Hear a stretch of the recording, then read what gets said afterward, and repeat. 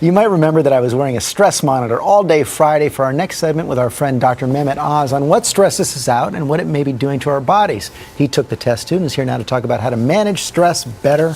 Well, I learned a lot over the weekend. That's pretty cool. But just set the stage here and give people some background on what stress actually does to our bodies. Well, stress is actually good for us. When you exercise that stress, it makes you stronger at things you're working at. So it's good to be a little bit comfortable being uncomfortable. The problem is when you don't recognize what stress can do to you when you've gotten too much of it. So let me show a quick animation to describe how the body copes. So this is a quick picture. That's the pituitary gland up top. It secretes hormones. Those yellow things, those dunce caps on the kidneys, that's the adrenal gland. They send all the major stress hormones out. They go to your heart to make it beat faster. They go to your lungs to take deeper breaths and more rapid breaths. Adrenaline. That's the classic fight or flight response. But those dunce caps called the adrenal glands, they also secrete a hormone called cortisol. It's a steroid.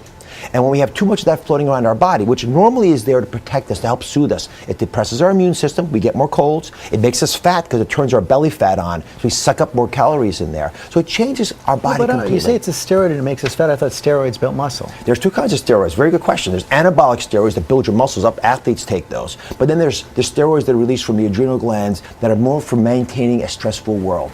1,000 years ago, stress was all about not having enough food. So when you feel chronic stress, the body sends out hormones like cortisol that tell you eat more of things you don't like and store that fat. So if you're walking around and you're overweight or you feel like you're getting colds all the time or you just don't feel on target, you may be having too much stress. So you want to keep it under control. Okay, you first. Tell us about how you did. All right, so to figure out what stress is about, you got to know your triggers, right? Most people don't know their triggers. So we got this Zephyr bioharness device. It's a cool, simple little device. You strap it, see it's a circle. You strap it around your chest, and you and I both put it on. So I put mine on a day I happened to be coming here in the morning to do a show with you, and then I went to the operating room, which it turned out stressed me out more than being here. Which I guess is a good thing. Understandable, I think. Right? That's very normal. So I was a consummate professional at GMA. When I went to the operating room, I rushed out of here. I got in traffic. That stressed me a little bit. But when I got to the operating room, it was a whole different world. And the stress, by the way, that day was St. Patrick's Day parade. So I couldn't get across town. There's the stress, right? In the OR, I had a bump, a normal bump. It went up and then back down again. And then I went to my own show, and I had a very similar response. So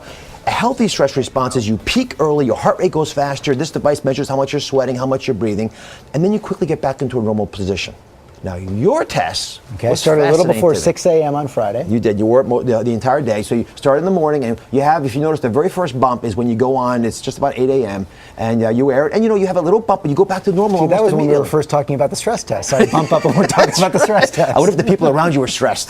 So then we move forward in time. You go exercise, proud of you, and those really big lines are when you actually take it off to take a shower. Right, but I noticed after the exercise, I took about a 15-minute nap, and boy, it dropped right through the floor. Isn't that wonderful? A perfect response. Now, let's move on through the day. That evening, you hosted World News Tonight. And World News was a big day with the budget issues, and so you're a little bit stressed. But again, you stress in the beginning, and then you relax as soon as you get on the air. Because right, a little spike right at 6. It was interesting. Yeah. Right at the moment of the show starting, but then it just settled right into it. Yeah. Now, here's the one that's fascinating to me. Look at the end of the day. Look what My happened wife wasn't surprised at all by this. 9:30 at night, the budget news comes out, and your boss tells you, George, you got to work late tonight. And now you have the biggest peak of all.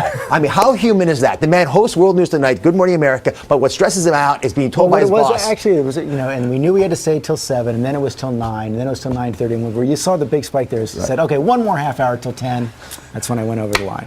So here's the At least my heart did. It did. And now here's the issue for me. It's how much cortisol you have in your blood. So I've got this really cool graph. It shows you what normally happens. Normally when you wake up in the morning, you get a spike of cortisol. That's the green line. And then during the day, it comes down. So you wake up, and then during the day, you get less and less. You fall asleep at a low cortisol level. Then the next day, it starts again. Look what happens if you're really stressed out and depressed.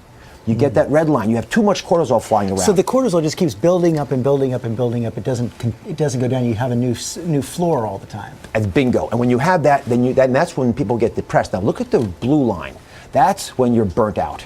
And when you're burnt out, you don't have enough cortisol. Why is this important for us to recognize? Because if you're depressed and you have the red line, antidepressants may work well. But if you're burnt out and down, you don't want to be confused with being depressed. So is that your body just stops producing any cortisol at all? Can't keep up. Those dunce cap adrenal glands don't keep up. So the big question is, how stressed are you? And that's our show today. Right, that's what you're going to talk about today. 8 questions that everybody should ask themselves. Yeah, and again, I'm making it easy for folks to do because you don't all have one of these bioharnesses. So the first question is, are you sleeping at least 6 hours a night, regularly?